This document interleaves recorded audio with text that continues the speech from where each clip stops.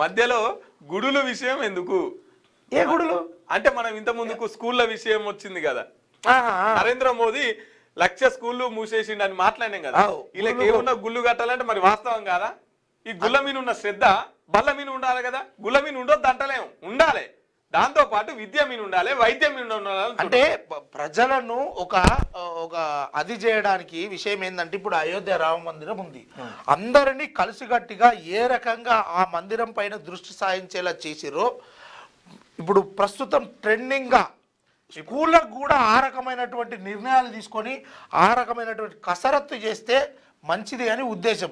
గుళ్ళు కట్టొద్దని కాదు, మసూదులు కట్టొద్దని కాదు, లేకపోతే చర్చిలు కట్టొద్దని కాదు, వ్యక్తిగత అభిప్రాయాలు ఏదానికి కాదు, వాళ్ళ మెదడులో ఉన్న వాటితో పాటు ఇవి ఉండాలంటున్నా. వాటితో పాటు ఉండాలి.